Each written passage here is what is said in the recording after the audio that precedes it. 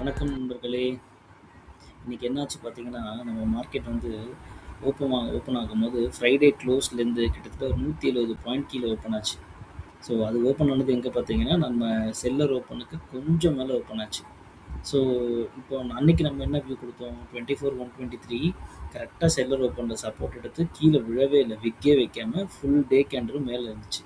ஆனா இன்னைக்கு என்ன ஆச்சுன்னா, மார்க்கெட் அதுக்கு மேல செல்லர் ஓப்பனுக்கு மேல ஓப்பன் ஆனாலும், செல்லர் ஓப்பன்னா நான் எங்க சொல்றேன்னு புரியுதா? செல்லர் ஓப்பன் மேல ஓப்பன் ஆனாலும், இங்க இருக்கு பார்த்தீங்களா? இந்த ரெட் கேண்டில். இந்த ரெட் கேண்டிலுக்கு மேல ஓப்பன் பண்ணாலும், ஃபர்ஸ்ட்டு 5 மினிட் கேண்டிலே கீழ போயிடுச்சு. ஸோ கீழ போனோனே நம்ம என்ன நெனச்சோம், சரி இன்னைக்கு நம்ம வியூ வந்து புட் சைடு தான் இருந்துச்சு. புட் சைடு வந்து ஒரு ட்ரேட குடுத்து, நல்லா ஸ்டாப் லாஸ் அடி வாங்கி, அதுலேருந்து வெளிய வந்தோம். ஸோ சரி ஓகே. என்ன பண்றது? அதுக்கப்புறம் வந்து கண்டுபிடிச்சிட்டோம். சரி இன்னைக்கு வியூ வந்து எந்த சைடு அப்படின்னு சொல்லிட்டு.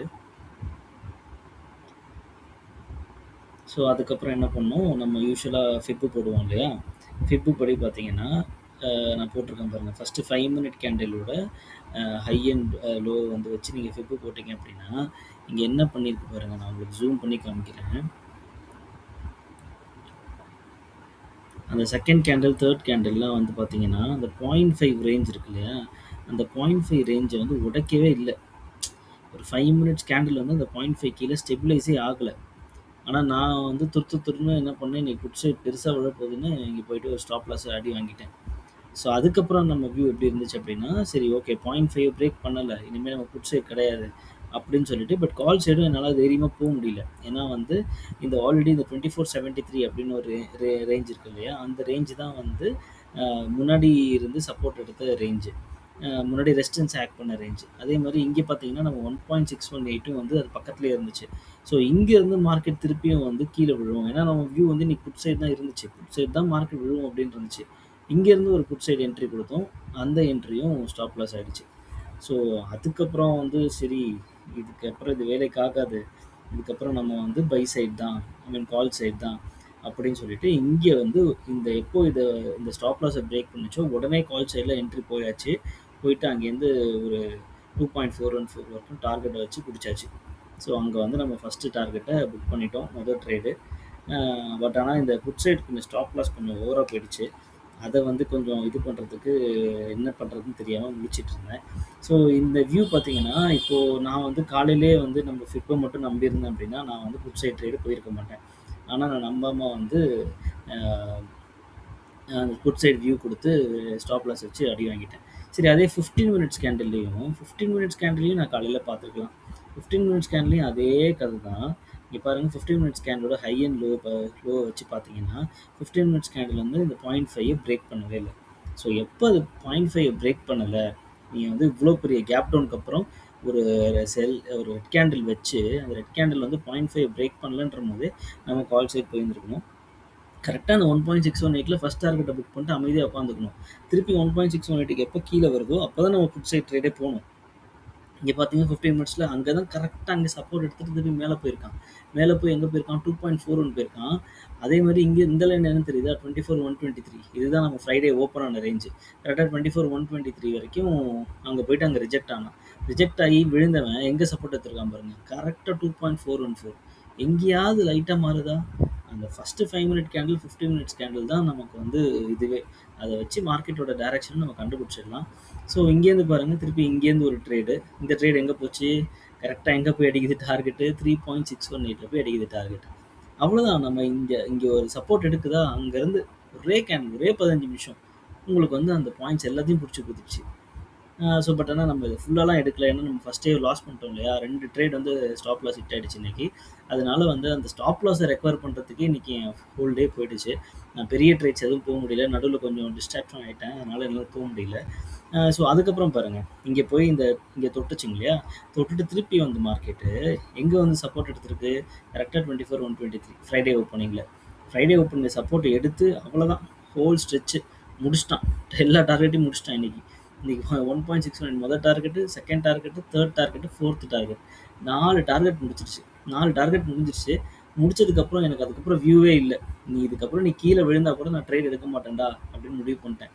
இன்னைக்கு ஏன் வந்து இப்படி விழுந்து மார்க்கெட் இவ்வளோ கேப் டவுன் ஓப்பன் ஆனாலும் இவ்வளோ ரைஸ் ஆனதுக்கு காரணம் வந்து ஐடி ரிசல்ட்ஸ் தான். ஐடி ரிசல்ட்ஸ் எல்லாமே இன்னைக்கு ரொம்ப சூப்பராக இருந்துச்சு.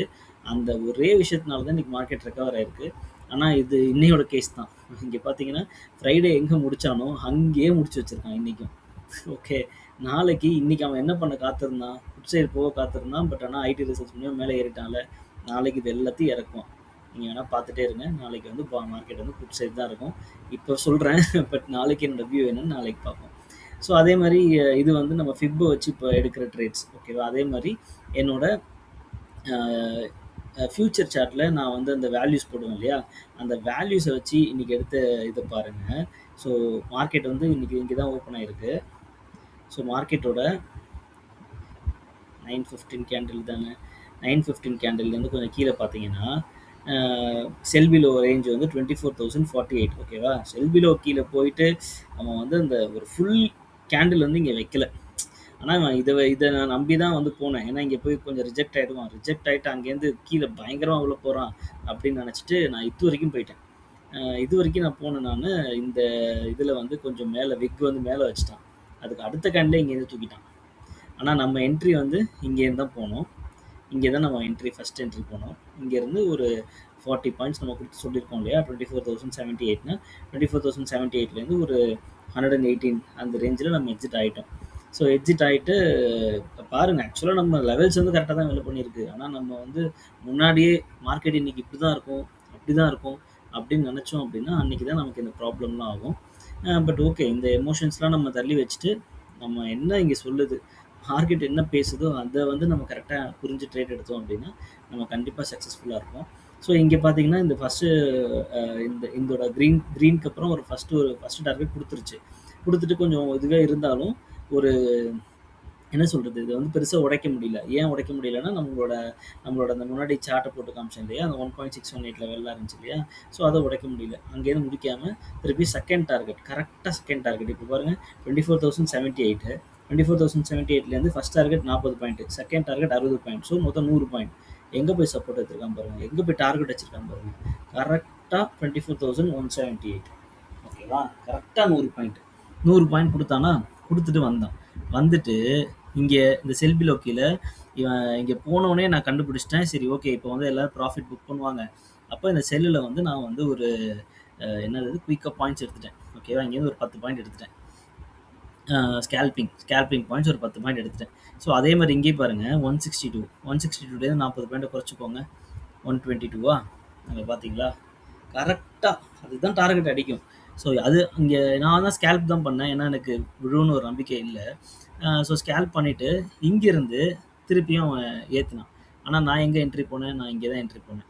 ஏன் இங்கே தான் என்ட்ரி போனேன்னா, இங்கே தான் நம்மளோட க்ரீன் கலர் லைன் போட்டு வச்சுருக்கோம்.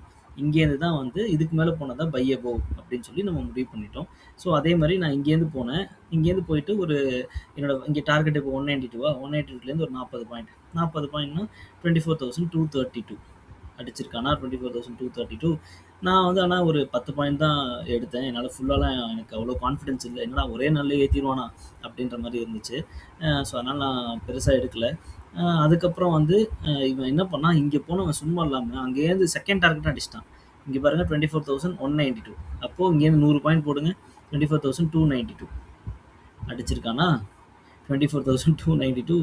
அதுதான் நம்ம இந்த வேல்யூஸை நம்பணும் அப்படின்னா நம்ம கண்டிப்பாக ப்ராஃபிட் எடுப்போம். பட் வந்து நம்ம இது நம்மளை இருக்கக்கூடாது இல்லையா?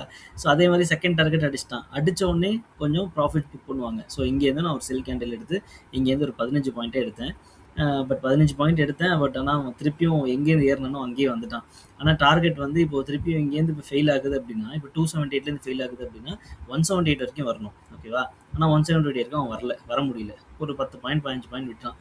அதனால நான் வந்து திருப்பி இங்கேருந்து ஒரு பை போனேன். திருப்பி ஒரு 10 பாயிண்ட் எடுத்தேன். ஸோ நான் அந்த காலையில் விழுந்த ஸ்டாப் லாஸ் கொஞ்சம் பெருசு. அந்த ஸ்டாப் லாஸை பிடிக்கிறதுக்கு கொஞ்சம் மேட்ச் பண்ணி இன்றைக்கி வந்து நோ ப்ராஃபிட் நோ கெயின் அந்த மாதிரி முடிச்சிட்டேன். பட் அவனும் வந்து இன்றைக்கி எண்ட் ஆஃப் த டே எங்கே ஃப்ரைடே முடித்தானோ அதே லைனில் முடிச்சு வச்சுருக்கான். ஸோ என்ன பண்ணுறான் அப்படின்னு சொல்லிட்டு நம்ம நாளைக்கு பார்ப்போம். நாளைக்கு என்னோடய வியூ புட் சைட் தான். பட் எப்படி இருக்குன்னு சொல்லிட்டு பார்ப்போம். ஓகேவா? Thank you.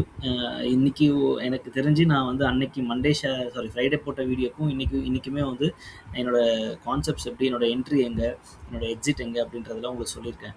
ஆக்சுவலா நம்ம பண்ற பெரிய மிஸ்டேக்கே வந்து நம்ம வந்து ஸ்டாப் லாஸ் போடாதது. ஓகேவா?